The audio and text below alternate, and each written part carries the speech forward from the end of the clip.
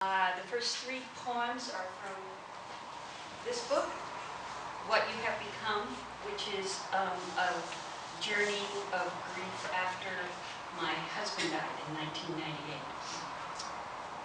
So here it is. Stopping at the Sunrise Cafe in Pleasantville.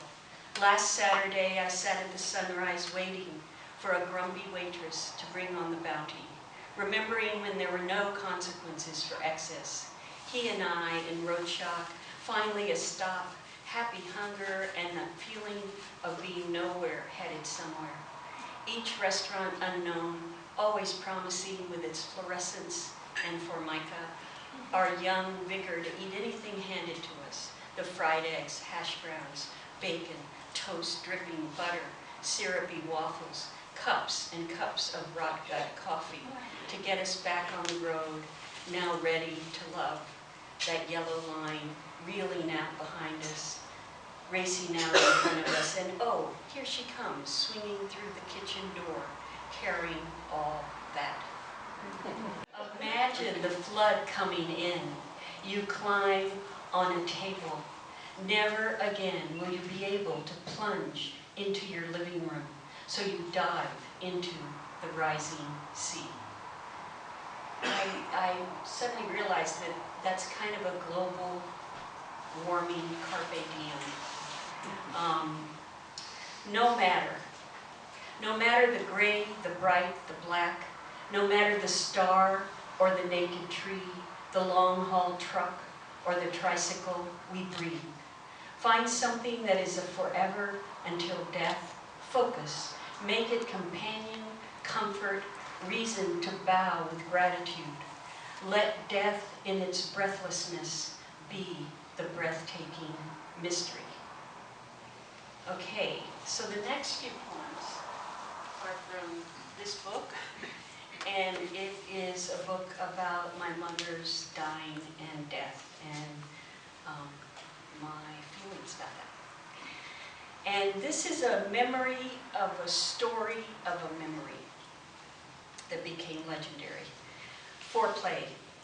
They danced to When Stars Fell on Alabama, she 19, he 30, his blonde, tall, lean, her dark, voluptuous, both gorgeous, mad with love. Yes, there was meanness, sparks that flew, but then his drop-dead funny to her deep bell of a laugh, his blue eyes lighting up, dazzling edifice, this romance of them, this beforeness of me. So, I guess there's a question about how far back our memories go. This is called home. When your soul leaves that broken house, are you afraid, dreading, wanting to return to that useless place? Or clear, ready, feeling the breeze gently swing things rooted and unrooted, the birds keening into the bright you enter? Taking up residence. She curls up in the southeast quadrant of my unconscious, rests there, for it was a long, complicated journey. She will get up to pick wildflowers, spread them about. She will pet the cat, drink a vodka gimlet, watch a sunset, and settle into her easy chair for a good read. The sea is so wide, so deep compared to this narrow shallow, but I know she swims in my dark. Okay, so now what I'd like to do is some poems from a perhaps never to be finished work in progress. And it's about my childhood in Havana. I lived there from 1950 to 1960. And I was 5 to 15, and it was during the rise of the revolution, and a year and a half after the revolutionary government overthrew Batista. And I do want to do a little shout out to Basho, who just kind of basically sums it up. Even in Kyoto, hearing the cuckoo's cry, I long for Kyoto. There used to be an old abandoned swimming pool at the McKinsey Bridge at the Benedictine Retreat Center. And it was this wonderful image of this decrepit old swimming pool. And I grew up in swimming pools in Havana, and so it was a touching, evocative image. Empty old swimming pool. Remember the gush of clean, cold water filling that place? Water rising from the deep, up the slant to the shallow, up the steps. Remember the lines of sunlight snaking along the floor? Remember the plunge, the cool, the quiet below, the muffled shouts, the splashing above? Remember slowly sinking, the watery song, the shimmer of it all? And this is another idea about afterlife. In the company of angels, you're walking down the street and the veil slides away.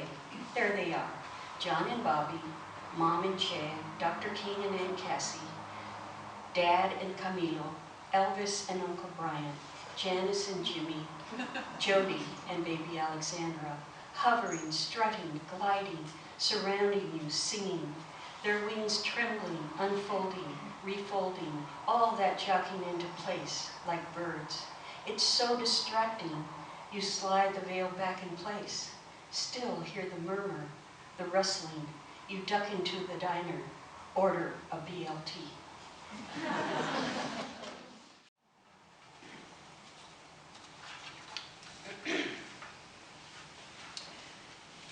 On shelves, in boxes, drawers, closets, these raggedy little things, innocent objects, tiny bathing suit, Red Sox cap, car key, how that toddler day after day wore her bathing suit blown through with little hearts because it was given to her by a friend who went away. How he was heartbroken every year by his hometown team. How I drove the California coast in my first car, heart pounding, heading into the hairpin turns. And here, all that's left of my plastic model, a miniature chauffeur in a burgundy uniform I painstakingly painted. He went with the Cadillac I put together secretly because it was a boy thing to do when I was 10, living in Havana, filled with Cadillacs, with chauffeurs. So many of those tinted, windowed black cars with their little crown hood ornaments.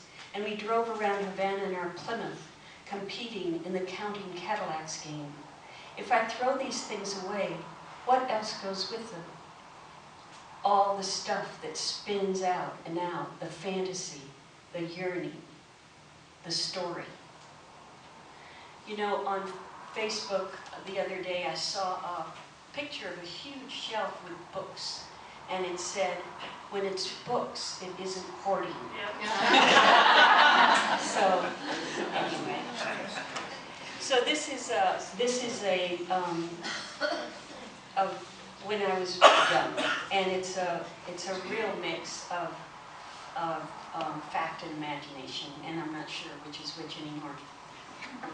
Dolls. 1. We are very young, surrounded by wild places, an empty lot, a scrubland that goes to the sea. In our backyard, under the avocado tree, my sister, Jody, and I weave frangipani into the maid's long black hair. We demand that Lala be our queen, we her slaves. In her arms, the princess, my doll, with the eyes that open and shut. Nunca tuve una muñeca. I never had a doll. Then comes the sinking, begging feeling the game cannot last forever. 2. Into Lala's room on her day off, Jody and I in her closet, 2 uniforms.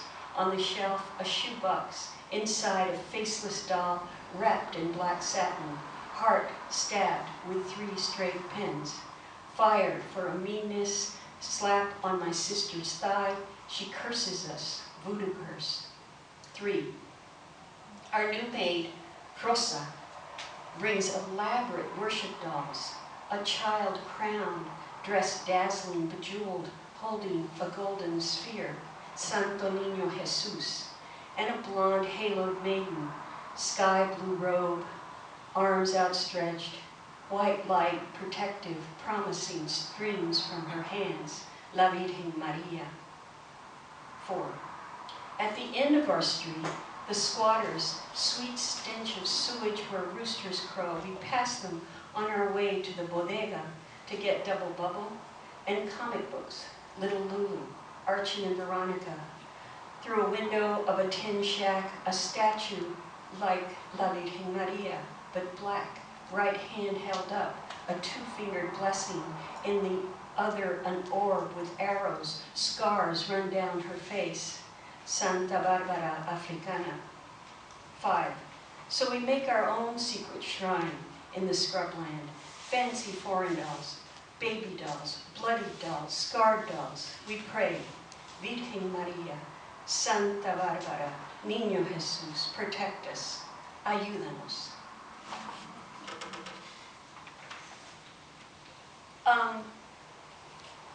So I'm going to go to a couple of poems that I wrote around the time that was a traumatic time in Cuba.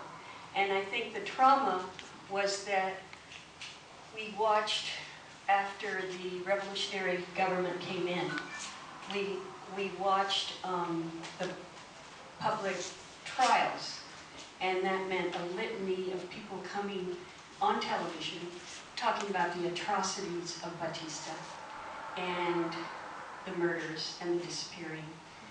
And we watched that on television, and then 500 people were executed. And that wasn't on television, but it was, there were photographs. So this is a poem about innocence looking at her. And the poems get kind of weird and surreal around this time. And it's called Tres de Mayo. Tres de Mayo is a painting of an execution that is at the Prado, and it's by Goya.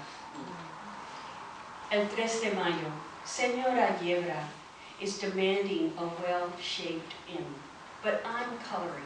The puppy is red. He's playing with a ball. I'll make the ball yellow or blue maybe. Now zoom in, magnify my picture.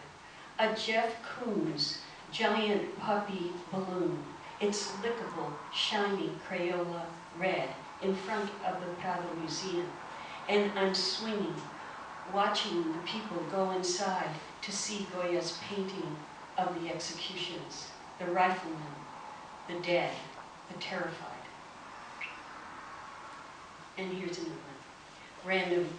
The chalked hopscotch hermit crab's pinch, laughing barbudo, yellow hibiscus, its tiny interior sticky nipple, my baby brother's ragged soft bit of blue blanket, the acaraca ching ching chow hukara hukara sing bomba, dangling roots of the banyan tree, stay curious, cowbell, bongos, bloody wall, the salty breeze.